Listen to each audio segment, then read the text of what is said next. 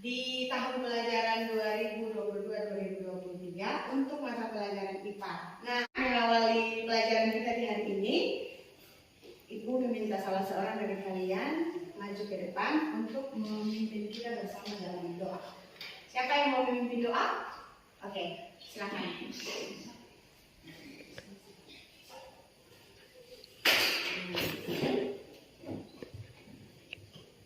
Teman-teman adik guru, sebelum kita belajar, mari kita berdoa.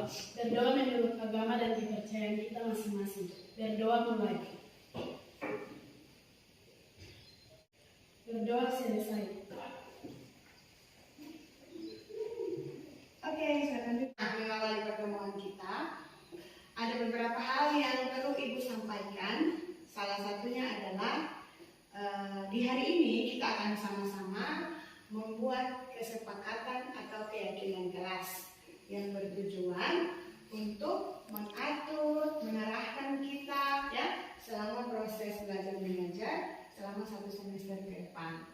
Nah, kesepakatan atau keyakinan kelas ini kita buat bersama, bukan hanya ibu guru, harus dari kalian. Jadi kesepakatan kelas ini dibuat bersama dan harus kita atur bersama.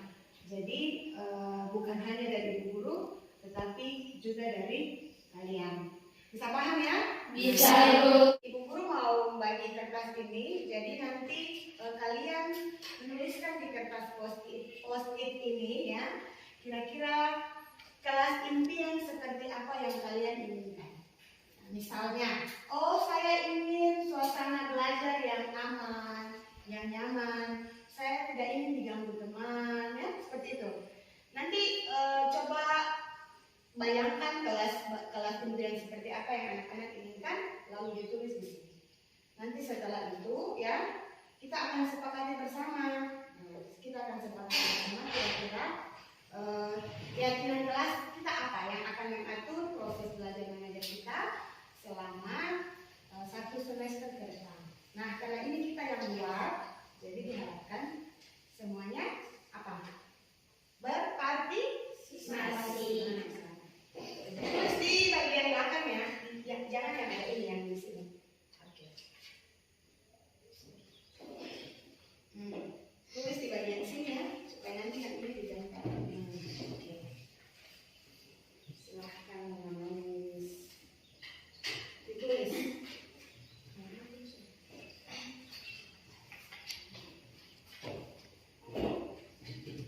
Kemukakan saja apa yang menjadi kalian punya harapan, kelas impian seperti apa, kalau belajar itu ingin suasana yang seperti apa, ya semuanya ditulis. Semua sudah sudah selesai, silakan berpegang maju ke depan untuk menempelkan keyakinan kelas pada papan yang sudah tersedia. Silakan.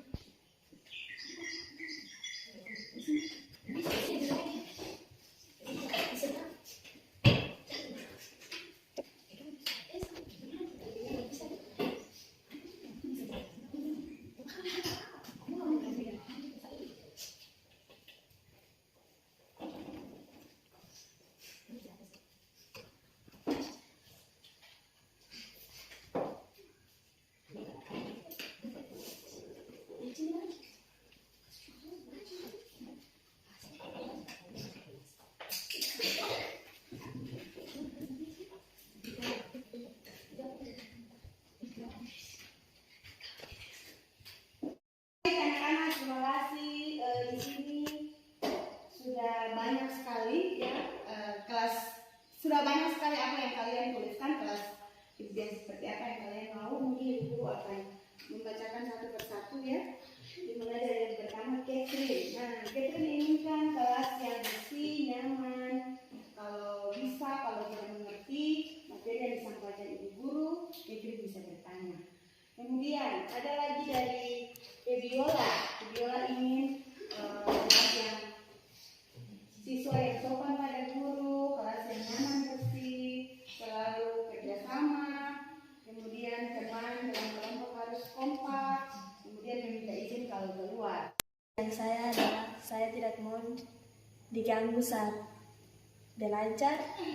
Kelas harus rapi, keluar harus minta izin, harus rapi dan indah, harus menghargai guru, harus menghargai teman dan saudara. Saat belajar harus perhatikan jangan ribut, harus menghargai guru yang mengajar kita.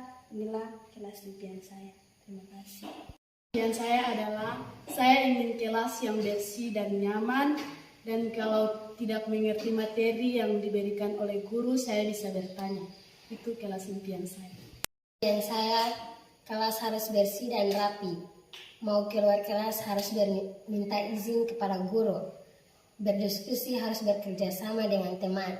Itulah Saya adalah sebelum memulai pelajaran harus berdoa, menghargai guru, di kelas harus diam saat memulai pelajaran, harus menjaga kebersihan kelas dengan rapi dan indah.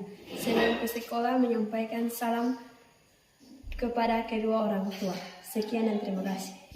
Adalah sopan terhadap guru yang sedang mengajar di depan dan berbuat baik terhadap teman yang mau meminjam sesuatu dari kita dan memberikannya dengan penuh kesopanan.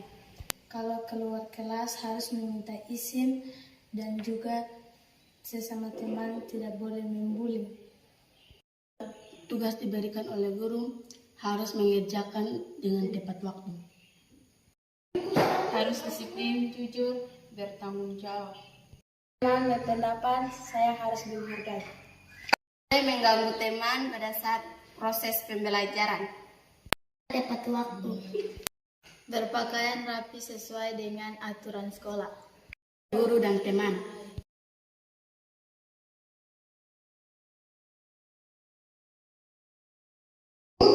Salam sejahtera untuk kita semua dan shalom.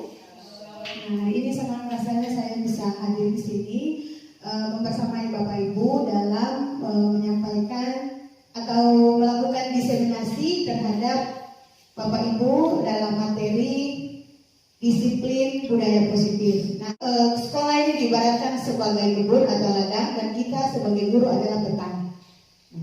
Bagaimana kebun itu bisa berbuah baik tergantung kita petani, ya. Selain kondisi tanah dan faktor-faktor lain yang mendukung, ya, tergantung juga pada kita guru atau kita sebagai petani. Disiplin positif itu merupakan sebuah praktek pendidikan yang berdasarkan memberi efek positif bagi peserta didik. Dengan menerapkan disiplin, ya, disiplin di sekolah, rumah maupun tempat lain, maka ada beberapa hal yang didapatkan. Yaitu yang pertama, dapat mengembangkan perilaku positif untuk jangka panjang. Kemudian yang kedua adalah dapat mengembangkan kemampuan untuk mengelola diri dan tahan terhadap godaan atau kesulitan. Kemudian dapat mengembangkan motivasi internal atau kebiasaan sejak dini. Nah, ketiga hal tersebut dapat dibentuk dengan membangun sebuah komunikasi atau kolaborasi yang positif antara kita guru dengan murid maupun anak-anak dengan orang tua. Komunikasi positif itu ditandai dengan saling memanusiakan manusia, hubungannya dengan salah satu fondasinya. Nah, kita selama ini biasanya menyamakan itu disiplin dan hukuman, ya. Kita pikir, oh ya, disiplin itu sudah sama dengan hukuman. Mendisiplinkan anak itu sama dengan hukuman. Nah, ini akan kita lihat bersama apa sih perbedaan antara disiplin dan hukuman. Nah, banyak orang tua maupun kita guru itu keliru terhadap persepsi atau pengertian dari disiplin dan hukuman. Disiplin ini, ya, perlu dipahami bahwa disiplin ini merupakan tindakan untuk memperbaiki kesalahan, ya, yang anak perbuat tanpa membuatnya merasa malu. Kemudian yang bertujuan untuk mengembangkan karakternya melalui sebuah pembiasaan yang baik dalam jangka waktu yang panjang atau lama. Sedangkan hukuman ini hanya berfokus pada tindakan pada kesalahan. Jadi kita membuat anak merasa bersalah atau membuat anak merasa malu, dan dia akan mengingat seumur hidupnya bagaimana dia dipermalukan. Itu adalah hukuman. Jadi kalau disiplin, kita secara tidak langsung sebenarnya menanamkan kebiasaan baik kepada anak dan akan bertahan dalam jangka waktu yang lama. Tapi kalau kita pukul, kita tampar, itu akan menjadi mungkin di saat itu anak berubah, tapi jangka panjangnya kepada anak itu tidak akan baik. Dampaknya adalah dia akan mengingat seumur hidup bagaimana dia dipermalukan. Seperti itu. Nah, bagaimana sehingga apa yang dapat kita lakukan sebagai guru supaya disiplin positif ini, budaya positif disiplin di sekolah itu dapat tercapai, yaitu melalui penyerapan pendidikan karakter, salah satunya dengan membuat kesepakatan atau keyakinan kelas. Nah, dengan selain itu kita harus dapat memahami posisi kontrol kita sebagai guru. Nanti sebentar kita lihat posisi-posisi kontrol guru yang selama ini sudah kita lakukan supaya kita identifikasi posisi kita sebenarnya yang kita lakukan, sebenarnya posisi kita ada di mana. Kemudian ada baiknya posisi kontrol seperti apa yang harus kita ambil. Kemudian kita dapat memahami posisi kontrol kita sebagai guru, dalam hal ini manajer, serta memahami disiplin yang harus diperlukan dan untuk membentuk karakter serta suasana belajar yang positif. Ada perbedaan antara orang yang ditakuti dan orang yang dihargai. Mereka takut terhadap kita, tapi tidak menghargai. Bapak Ibu pilih yang mana, mau dihargai atau mau ditakuti? Dihargai. Bapak Ibu, ini merupakan 5 posisi kontrol guru. Jadi yang pertama itu, jadi posisi kontrol guru yang ditampilkan pada slide itu adalah posisi kontrol yang selama ini sudah kita lakukan. Nah, sekarang ketika saya menyampaikan posisi kontrol guru, Bapak Ibu silakan identifikasi kira-kira saya berada di posisi kontrol yang mana. Yang pertama, guru sebagai penghukum, ya. Kemudian guru sebagai pembuat rasa bersalah, guru sebagai teman, kemudian guru sebagai pemantau, dan guru sebagai manajer. Bapak Ibu, apa yang kita yakini, ya. Kemudian apa yang bisa kita kerjakan untuk memperbaiki masalah ini. Jadi tanyakan kepada anak, jangan selalu kita yang memberikan solusi. Apa yang anak-anak yakini, apa yang dapat kita lakukan untuk menyelesaikan masalah ini. Kemudian dampak hasilnya adalah akan menguatkan pribadi anak. Kemudian bagaimana murid biasanya akan bertanya kepada kita, bagaimana caranya supaya saya dapat memperbaiki keadaan ini. Hasilnya apa? Dampak pada murid akan mengevaluasi diri dan tahu bagaimana cara memperbaiki diri. Next. Nah, itu adalah posisi kontrol guru. Dan selanjutnya yang dapat kita lakukan di kelas, ya, adalah membuat keyakinan kelas. Membuat keyakinan kelas itu aturan yang disepakati bersama untuk mengatur proses belajar mengajar dari awal sampai 1 semester itu. Jadi keyakinan kelas itu dibuat untuk mengatur proses belajar mengajar agar lebih teratur dan terarah. Siapa yang membuat, Bapak Ibu? Kita dan peserta didik. Nah, bagaimana budaya positif di sekolah dapat tercapai? Yaitu dengan menerapkan pendidikan karakter melalui kesepakatan kelas atau keyakinan kelas, kemudian memahami posisi kontrol kita sebagai guru, yaitu posisi kontrol sebagai manajer, serta memahami disiplin positif yang diperlukan untuk membentuk karakter untuk menciptakan suasana belajar yang positif bagi guru dan murid. Apa saja yang bisa kita lakukan di sekolah, Bapak Ibu? Yang pertama misalkan gerakan literasi sekolah, ya, gerakan literasi sekolah, kemudian kegiatan ekstrakurikuler, ya, kemudian membiasakan perilaku baik yaitu bersifat sopan, santun, kemudian contoh disiplin. Saya pikir di sekolah ini sudah menerapkan disiplin positif, ya, kebiasaan baik terlihat dari anak-anak yang ketika masuk sudah ramah, ya, luar biasa Bapak Ibu. Karena itu diharapkan ke depannya